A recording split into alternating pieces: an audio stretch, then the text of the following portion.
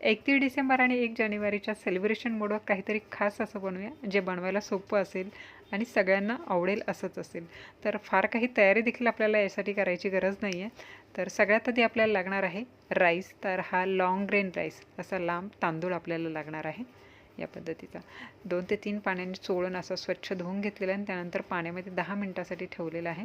त्यानंतर एका कढईमध्ये इथे पाणी गरम करायला ठेवले. जेवढा तांदूळ आहे त्याच्या 3 पट पाणी मध्ये गरम करायला ठेवलेलं आहे. त्यामध्ये टाकलेलं आहे थोडंसं तेल आणि तांदूळ जेवढं आहे त्याच्यानुसार चवीप्रमाणे मीठ टाकायचं आहे.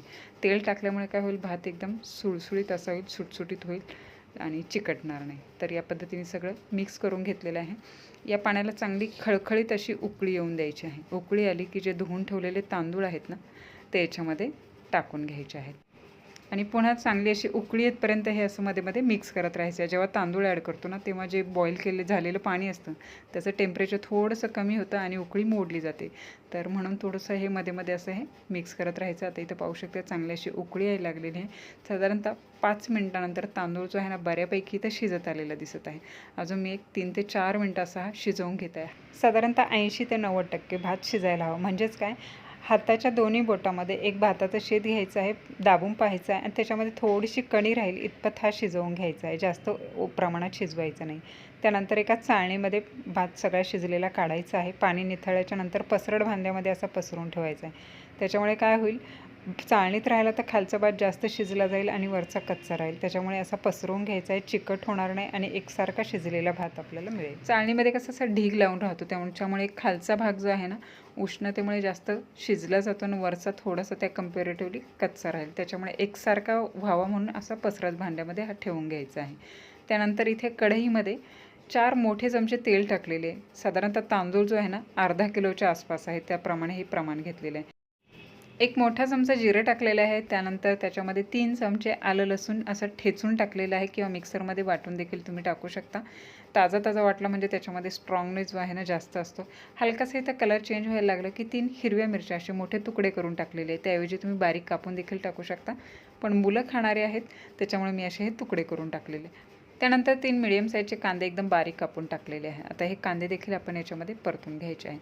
कांदा असे कंटिन्यू मिक्स करत राहायचे म्हणजे सगळ्या साईडने व्यवस्थित असे परतले जाईल.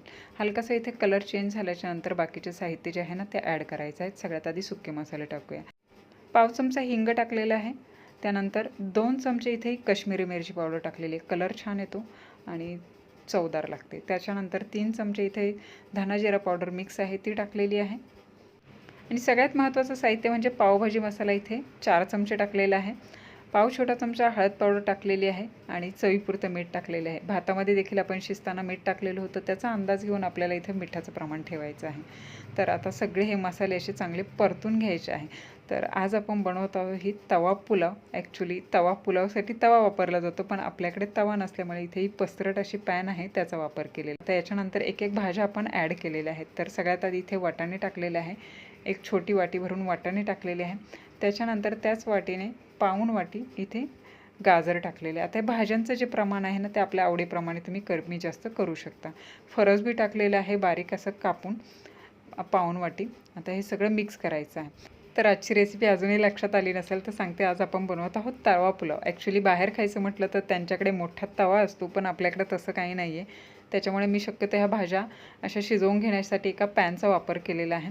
पसरट अशी आहे, व्यवस्थित अशा याच्यामध्ये परतल्या जातात. आणि दुसरी महत्त्वाची गोष्ट म्हणजे तर मी असं ठरवलं होतं की सगळ्या भाज्या आधी बनवून ठेवायच्या, सगळी तयारी, आणि भात पण आधीच शिजवून घेतला होता त्याच्यामुळे सगळं लागेल त्या पद्धतीत करायचं. पण थोडासा प्लॅन चेंज झाला. म्हणजे सगळा तवा पुलाव मला एकाच वेळी करावा लागला, ज्यामुळे वेळही वाचला, झटपट झाला आणि चवीला तर एक नंबर झाला होता. तर त्यासाठी काय करावं लागलं हे व्हिडिओमध्ये तुम्हाला नक्कीच समजेल. तर इथं तवा पुलाव म्हटलं का मस्त असा त्याला लाल कलर असतो आणि त्याच्यामुळे मी इथं टाकलेलं आहे कलर आणखी मस्त डार्क येण्यासाठी 2 चमचे किसलेलं बीटरूट टाकलेलं आहे, बीट टाकलेलं आहे आणि ती मीडियम साईजचे टोमॅटो एकदम बारीक असे कापून घेतलेलं आहे. आता त्याचबरोबर टाकलेलं आहे सिमला मिरची. फार वेळ लागत नाही शिजायला, त्यामुळे सगळ्यात शेवटी टोमॅटो बरोबर टाकलेली आहे. टोमॅटो देखील चॉपरमध्ये एकदम बारीक असे करून ठेवले होते, त्याच्यामुळे शिजायला फार वेळ लागणार नाही, त्याच्यामुळे सगळ्यात शेवटी टाकलेले आहेत. आता हे सगळं व्यवस्थित असं हे मिक्स करून घेतलेलं आहे आणि टोमॅटोला देखील पाणी सुटतं, तर त्याच्यामध्ये ह्या भाज्या आहे ना बऱ्यापैकी शिजल्या जातात. आता इथं बऱ्याच भाज्या ॲड केलेल्या आहेत, परंतु जसा शिजण्यासाठी वेळ लागतो त्या पद्धतीने मी इथं ॲड केलेले आहेत. आता याच्यामध्ये टाकतात उकडलेले बटाटे. तर हे थोडेसे असे अर्धवट असे कच्चे राहतील या पद्धतीने मी हे शिजवून घेतलेले आहे. त्याच्यामुळे त्याचा आकार जो आहे ना व्यवस्थित असा कट करता येईल. बारीक बारीक असे पनीरचे पीस असतात ना त्या पद्धतीत कट केलेले आहे. आणि अगदी थोडंसं एक पान फक्त त्याच्यामध्ये कोबीचं टाकलेलं आहे. आवडत असेल तर टाका, स्किप केलं तरी चालेल. तर आपल्या आवडीप्रमाणे सगळ्या भाज्या ॲड करायच्यात. आता हे मिक्स करून घेतलेलं आहे. आता आणखी एक साहित्य आहे ते म्हणजे पनीर, जे टोटली ऑप्शनल आहे, पण घरामध्ये मुलांना आवडतं त्याच्यामुळे मी पनीर टाकणार आहे ते सगळ्यात शेवटी. तर आता ह्या भाज्या सगळ्या अशा मस्त मिक्स केलेल्या आहेत. इथे कलर बीटरूटमुळे, कश्मीरी मिरचीमुळे एकदम मस्त असा लाल आलेला आहे. आता ह्या सगळ्या भाज्या ज्या आहेत ना आपल्याला जास्त शिजवायच्या देखील नाहीत आपल्याला, त्याच्यामुळे मी इथे साधारणतः ह्या मिक्स केलेल्या आहे आणि 3-4 मिनटं झाकण ठेवून ह्या शिजवून घेतलेल्या आहेत. जास्त आपल्याला शिजवायच्या नाही आहेत, त्याच्यामुळे 3 ते 4 मिनटामध्ये ह्या व्यवस्थित अशा शिजल्या जातात. आणि पाणी थोडंसं लागत असेल तर थोडंसं पाण्याचा वापर तुम्ही इथं नक्कीच करू शकता. मला इथे गरज वाटली नाही त्याच्यामुळे मी इथं पाण्याचा वापर केलेला नाही. भाज्या सगळ्या शिजून झालेल्या आहे. आता सगळा तवा पुलाव एकत्र करायचा आहे. एवढ्याशा कढईत तर तो होणार नाही. मग मी काय केलेलं आहे, मोठी अशी कढई घेतलेली आहे आणि त्यामध्ये काय केलेलं आहे, आधी परत 2 चमचे तेल टाकलेले आहे आणि याच्यामध्ये बटर टाकलेलं आहे. बटरमुळे एक वेगळीच टेस्ट येते. तर इथे साधारणतः 3 चमचे मी बटर ॲड केलेलं आहे. तर बटर चांगलं वितळू द्यायचं आहे. जेव्हा आपण बटर टाकतो ना त्याबरोबर थोडंसं तेल टाकायचं आहे, म्हणजे बटर जे आहे ना ते जळत नाही. तर इथे बटर वितळेपर्यंत असं हे मिक्स करत राहायचं आहे. इथे गॅस मिडियम फ्लेमवरच ठेवला आहे आणि त्यानंतर आपण ज्या भाज्या आधी शिजवून घेतल्या होत्या ना त्या सगळ्या ॲड केलेल्या आहेत, कारण सगळा तवा पुलाव आपल्याला एकत्रच बनवायचा आहे. इथे कलर पाहू शकता एकदम मस्त असा आलेला आहे. आणि टोमॅटो, सिमला मिरची याला पाणी सुटलं जातं, त्याच्यामुळे बऱ्यापैकी इथं ओलसरपणा याच्यामध्ये आहे. तरी थोडंसं पाणी मी इथं ॲड केलेलं आहे. आता हे सगळं मिक्स करून घेतलेलं आहे. त्यानंतर आपल्याला टाकायचं आहे जो शिजवून घेतलेला आपला भात आहे तो याच्यामध्ये थोडा करून असं टाकायचा आहे. चांगला असा हा मोकळा करून घेतलेला आहे. गरम भात असं जर राहिला तर त्याचे असे थोडे असे गोळे तयार होतात. तर त्या हाताने सगळा हाचा भात हा मिक्स करून घ्यायचा आहे, मोकळा करून घ्यायचा आहे आणि असा हा कढईमध्ये सगळा काढून घेतलेला आहे. आता हा मिक्स करण्याआधी काय करायचं आहे, हा जो वरचा भात आहे त्याच्यावर थोडंसं आपल्याला पावभाजी मसाला असा स्प्रेड करायचा आहे, म्हणजे मसाला जो आहे ना सगळीकडे असं व्यवस्थित लागलेला जातो. आणि त्याचबरोबर थोडंसं कश्मीरी मिरची पावडर पण टाकणार आहे. हे टोटली ऑप्शनल आहे, पण चव आणि कलर एकदम मस्त असा येतो. वरून टाकलेली आहे मस्त हिरवीगार कापलेली कोथिंबीर. आता हा भात जो आहे ना बॉईल करून घेतलेला आहे, पाणी काढून घेतलेलं, त्याच्यामुळे त्यातलं मिठाचं प्रमाण जे आहे ना कमी होतं. त्याच्यामुळे वरून थोडंसं 2 चिमूट मीठ जे आहे ना असं पसरवून घ्यायचं आहे. आणि त्यानंतर आपल्याला हा अलगद असा बाहेरच्या साईडने आतमध्ये या पद्धतीने मिक्स करायचा आहे. त्यामुळे भाताची शीतं देखील मोडली जात नाही आणि व्यवस्थित असा मिक्स होतो. पाण्याचं प्रमाण देखील एकदम बरोबर आहे. याच्यामध्ये थोडंसं पाणी इथं टाकलेलं होतं, त्याच्यामुळे थोडंसं ओलसरपणा भातामध्ये राहतो. आता पनीर टाकायचं होतं तर ते राहून गेलं. तर इथे भाताच्या आधी फक्त एक लेअर टाकला तर पनीरचा तरी चालला असतं, किंवा ह्या स्टेजला जरी टाकलं तरी हरकत नाही. हे फ्राय वगैरे करून घ्यायची अजिबात गरज नाही आहे. मस्त असं मसाल्याचं कोटिंग फक्त याला व्हायला हवं. एकदम छान असे हे पनीरचे पीस याच्यामध्ये लागतात, जे टोटली ऑप्शनल आहे, पण लहान मुलं जर खाणारे असतील तर नक्की पनीरचा वापर करू शकता. मिक्स करण्याची पद्धत तुम्ही पाहू शकताय. सगळे भात जो आहे ना बाहेरून आतमध्ये असा हे करायचं आहे, त्याच्यामुळे अजिबात तुटत नाही. आणि कलर इथं पाहू शकता एकदम मस्त असा आलेला आहे.